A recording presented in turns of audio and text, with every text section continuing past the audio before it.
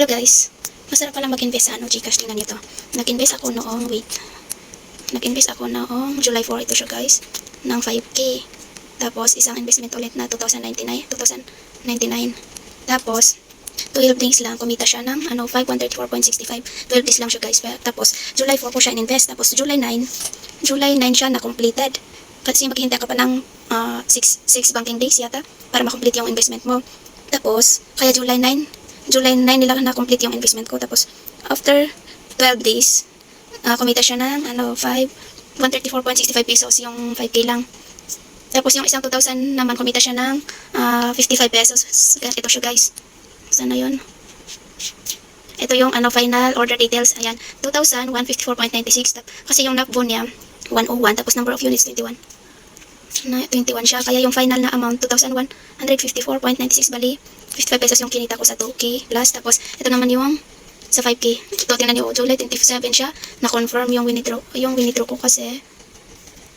Ito, kinonfirm nila nung July 9. Ito yung final na niya, 5K. Yan, ganyan siya. Yung yung 2K, bukas siya darating kasi maghintay ka pa ng processing. Bukas nila i-credit sa sa Gcash ko. Itong 5K credited na sa Gcash ko, meron na siya. Kaya masarap pala siya.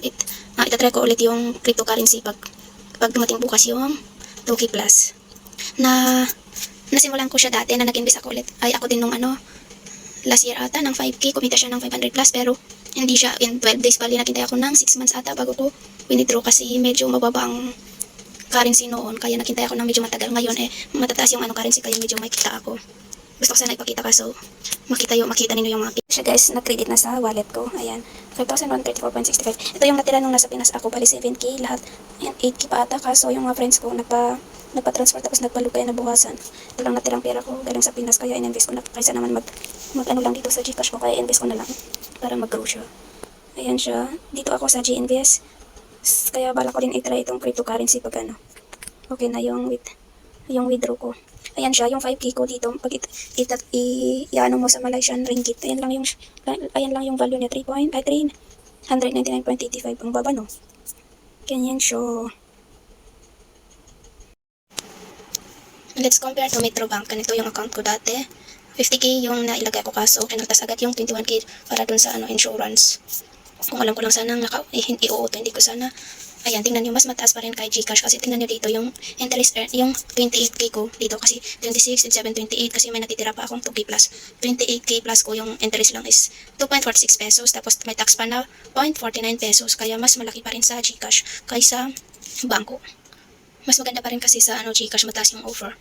Kaysa kung may mai-offer ang bangko na mag-insurance, huwag kayong mag-iyas kasi lang yan pang lifetime lang yan kasi pag hindi ka naman mamamatay, ay pagtatanda ka naman saka mo na makukuha yung insurance mo. Kaya kung alam ko lang sana hindi ako nag-open ng pinapa-cancel ko pero hindi pa siya cancelled, kaya nababad trip na tuloy ako.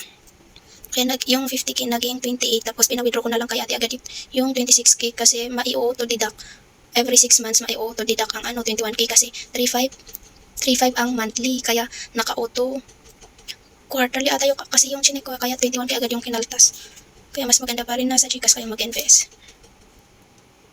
Yun lang guys.